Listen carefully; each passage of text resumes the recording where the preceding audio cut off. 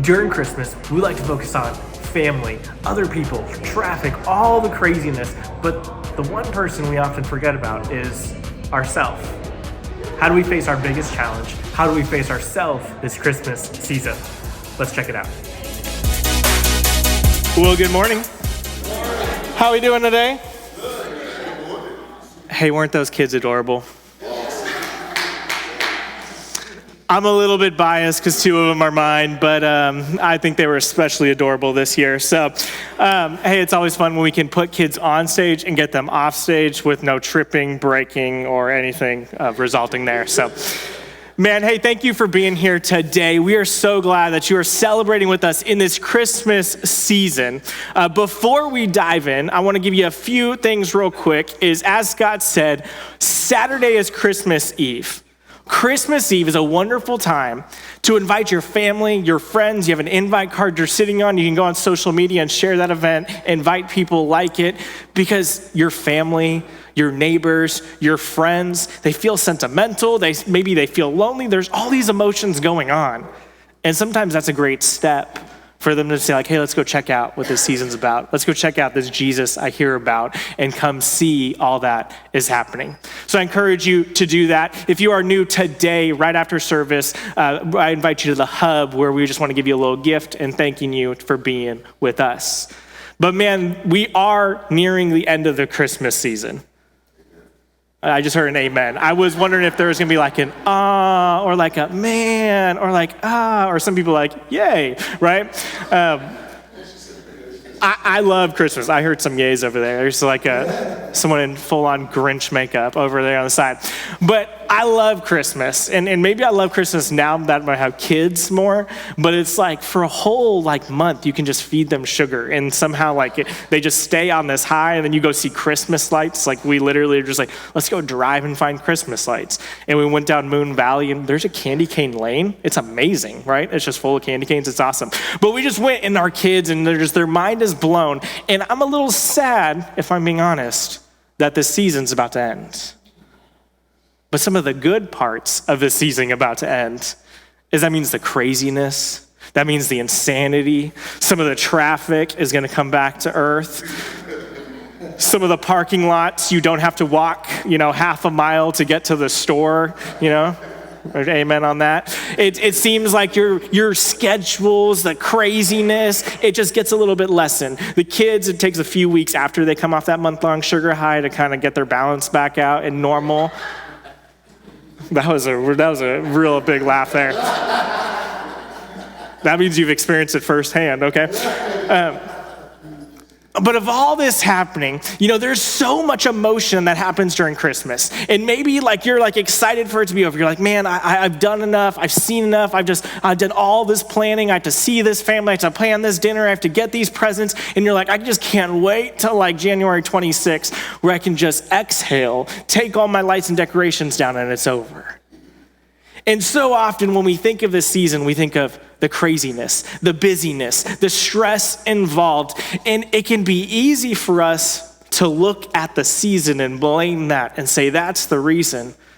When if we're honest, one of the hardest parts during Christmas to face and come to grips with is one of the hardest people we have to deal with is ourself.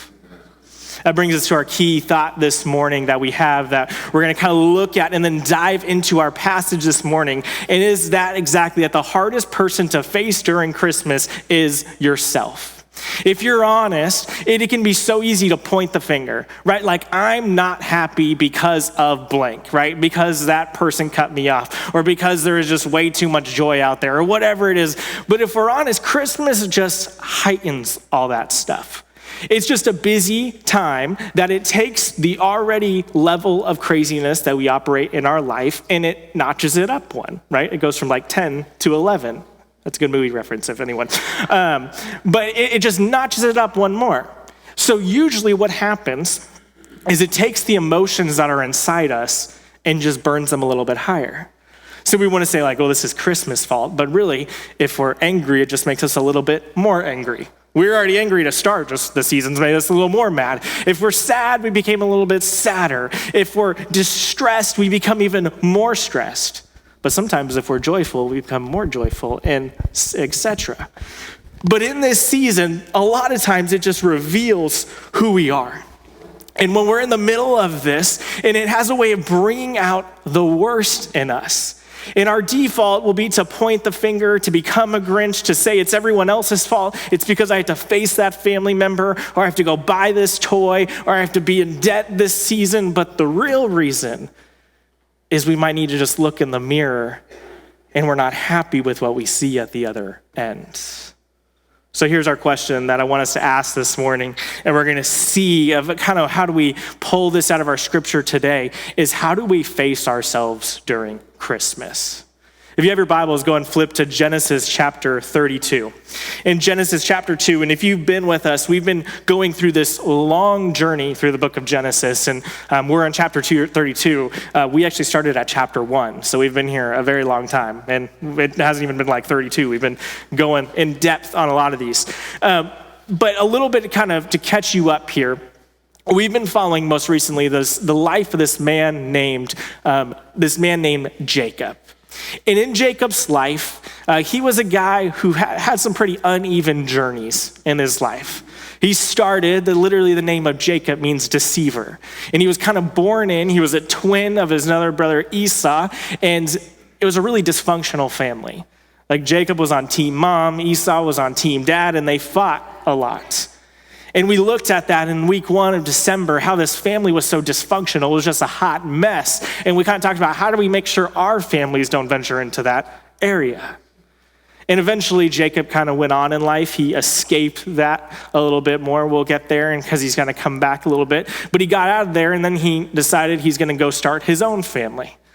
But as he did that, he became face to face with family members that he just didn't get along with. His father-in-law in particular. And we talked last week of how do we deal with family members that might drive us crazy?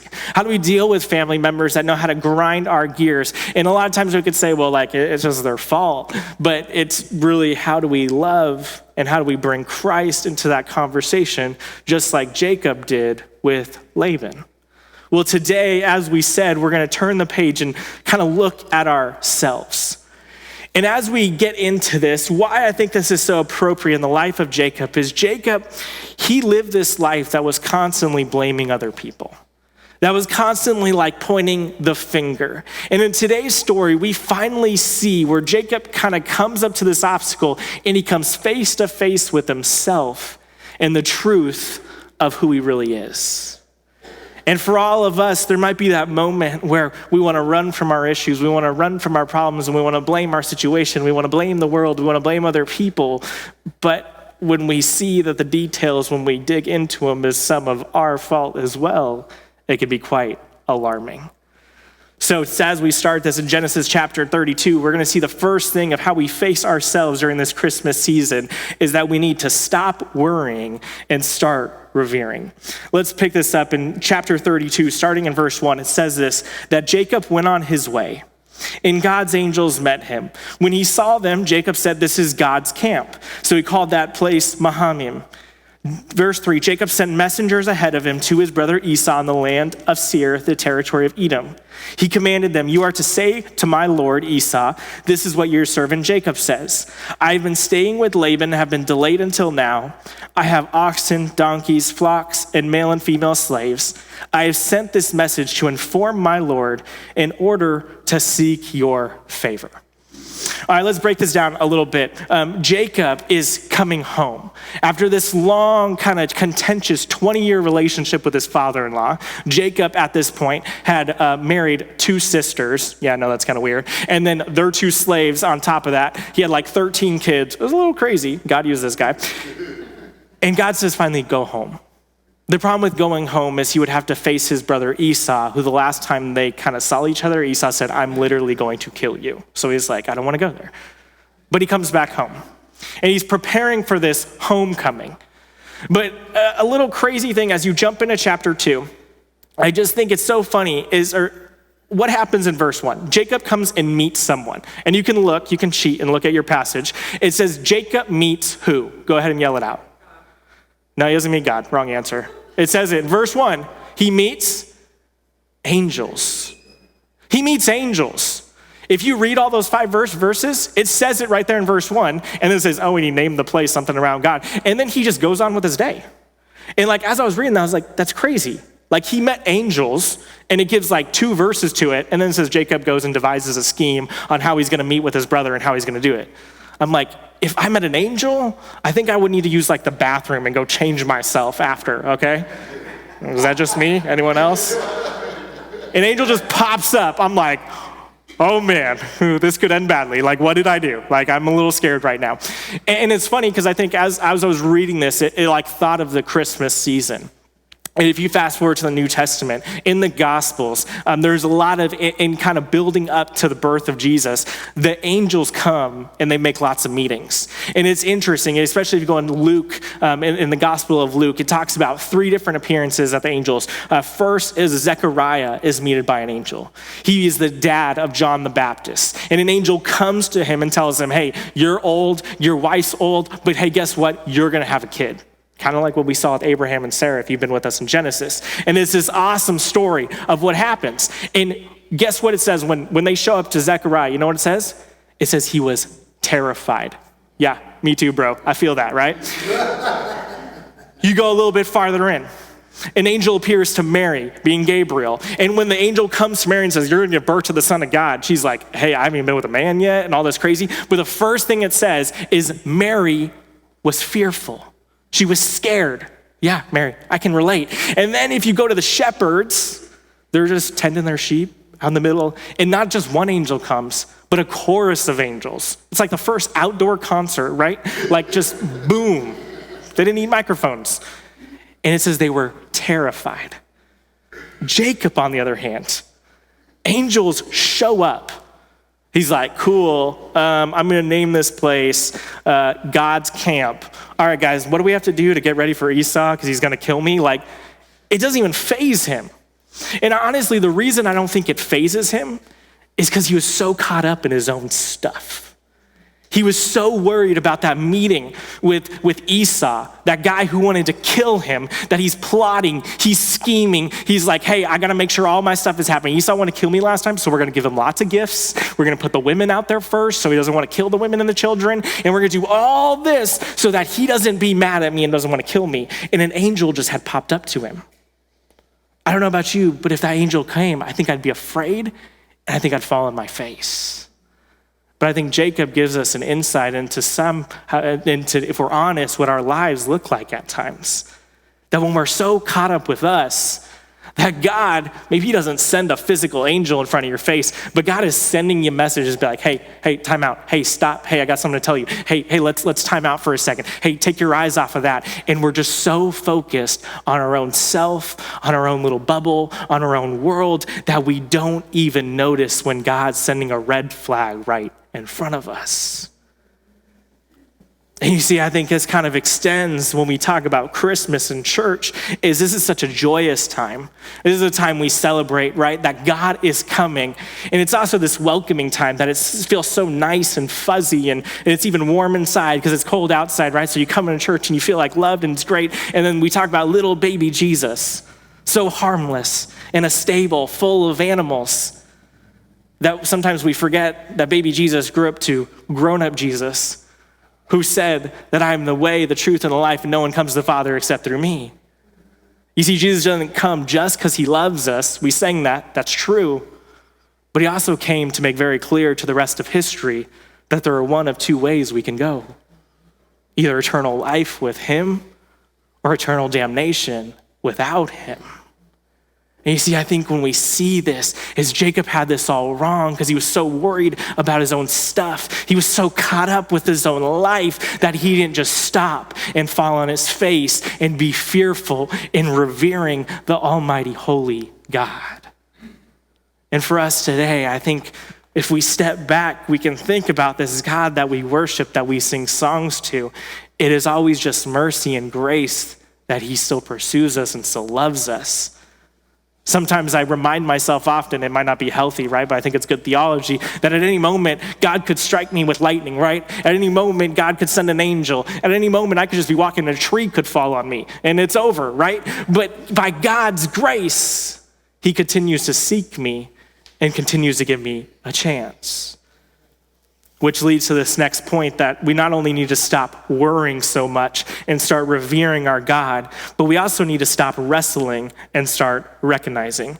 Skip down to verse 24 of Genesis chapter 32. It says this, that Jacob was left alone, and a man wrestled with him until daybreak.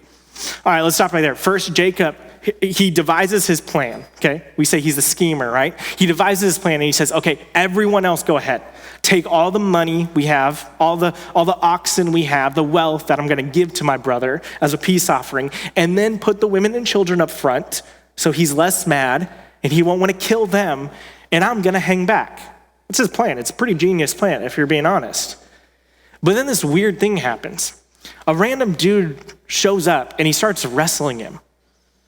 Now you're like, read that, you're like, why? Like, okay? Like, Jacob, why is that for your first reaction as a wrestle a dude?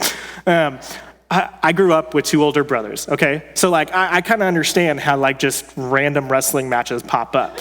Like, you're just sitting, watching TV on the couch, and my brother just comes and punches me in the arm, and then you hit him back, and then a full-blown like WWE breaks out, and like furniture is being cracked over heads, and blood is being spilled, and like, I kind of understand that a little bit, but I'm like, okay, these weren't like his brothers. Like, he wasn't even at home. He was traveling and just set up a camp, and a dude just showed up in his camp. I don't know if he was asking for directions or whatever, and Jacob's like, I'm going to wrestle you. And you're like, what's happening right now?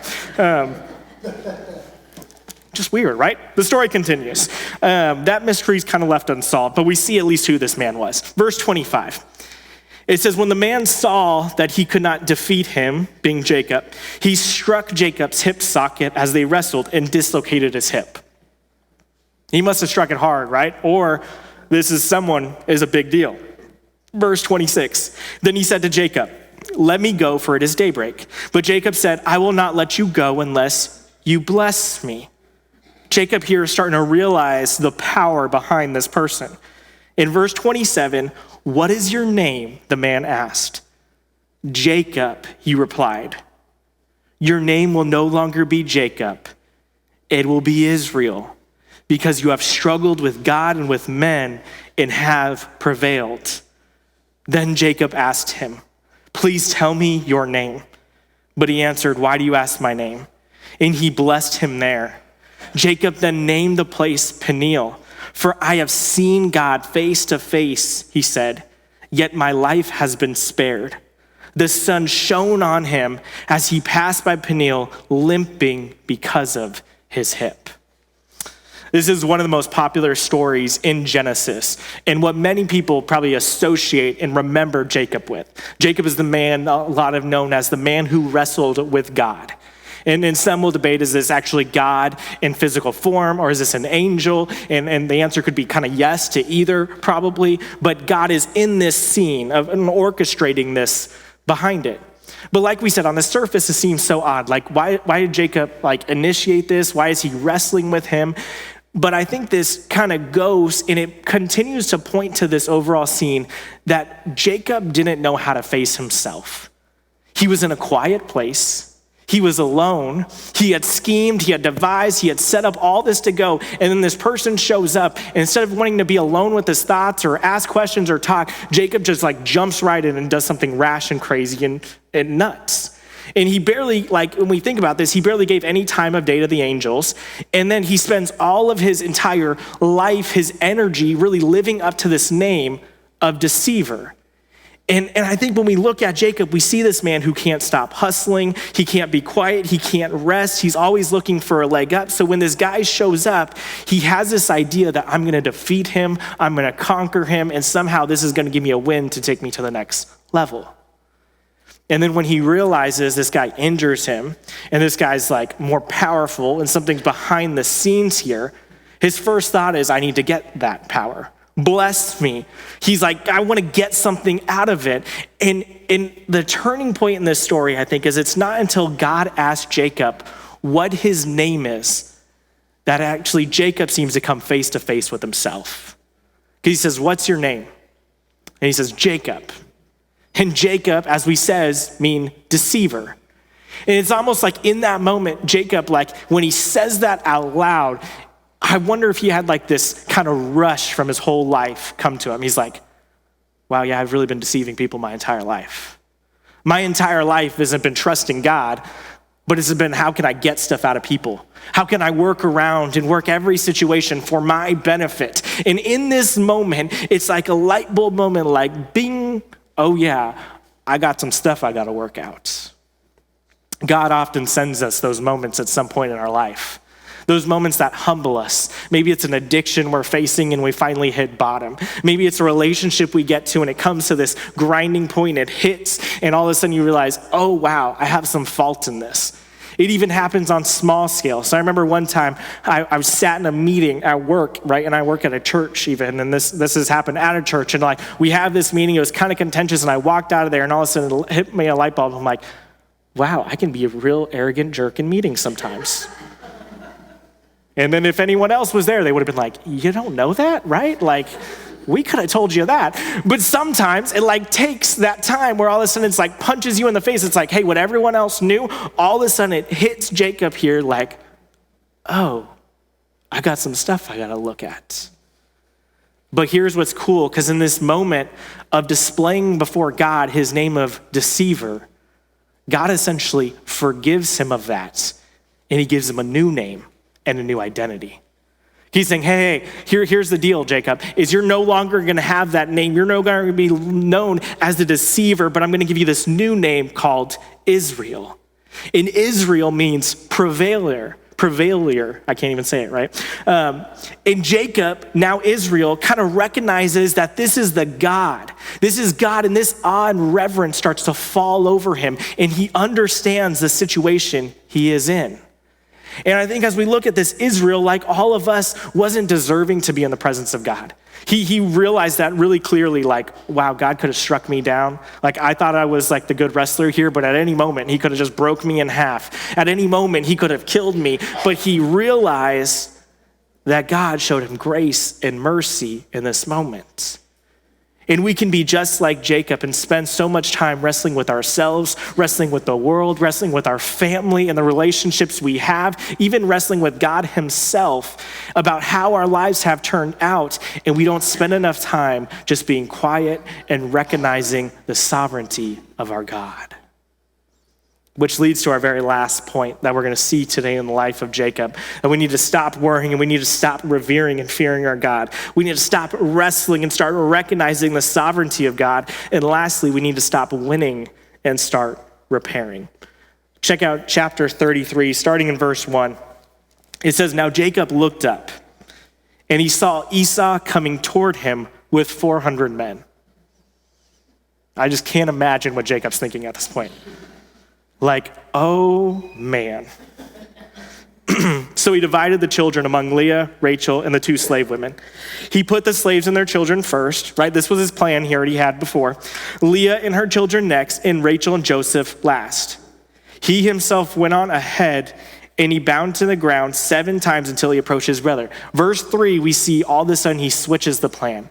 He was gonna hang back kind of this whole time, trying to like make it go forward. And then all of a sudden, he kind of calls an audible, and he just goes all the way up and falls on his face. Verse 4. Here, let's read 3 again. He went on ahead, bowed to the ground 7 times until he approached his brother. And listen to verse 4. But Esau ran to meet him. He hugged him. He threw his arms around him. He kissed him, and then they wept. The Jacob that left his home 20 years ago previously to this was one who deceived, was one who schemed, he devised, he made plans to hurt other people and to help himself. He did everything he could to win, right? He wanted to win the birthright from his brother. He wanted to win the blessing from his dad. He wanted to win his wives from his father-in-law. Everything was about him getting ahead to benefit himself. But we see the Israel who came back. He didn't care about winning anymore. He cared about repairing and restoring his relationship with his brother. He ran to him. He didn't say, hey, I have these gifts for you, or hey, I have this for you, or hey, I'm just powerful too. Instead, he fell on his face, and his brother came and grabbed him. And I think what is so beautiful here is once Jacob had faced himself, once Jacob had faced God, he literally came out as a whole new person. He had a whole new outlook on life. And it's amazing that all the schemes, all the plans, all the deception that he had behind the scenes, none of it could change Esau's heart. But God could. And so often we get so wrapped up and say, if I control a situation enough, if I do everything right, I can get what I want. But for Jacob, who had done that for a lifetime, had to come to this humbling moment of, I just need to worry about my own stuff and let God take care of the rest. I need to look at myself in the mirror. I need to ask God what is not right in my life that I need to give up to you. And I need to trust that you're in control of the rest of it. And Jacob didn't need to change someone else. He didn't need to win his way into someone's heart. He simply needed to deal with himself and let God do the rest. As we kind of wrap up this character arc in this story of Jacob, then we're kind of coming near the end of his story, and we're going to touch on it a little bit in Christmas Eve. But I have one last key thought for us that I think kind of brings this to a little bit of a conclusion, is this, that a winning Christmas isn't about what we can accomplish, but about what Jesus has accomplished. Amen. You see, when Jacob finally saw who he was, when he finally answered to God about his sins, about his mistakes, about his past, it changed completely the kind of person he was. It allowed him to see his brokenness. It allowed him to see how he had hurt other people. And then he let God enter into the story. And as we think about this and trying to say all that Jacob tried to accomplish, his entire life paled to what God could do in a few moments.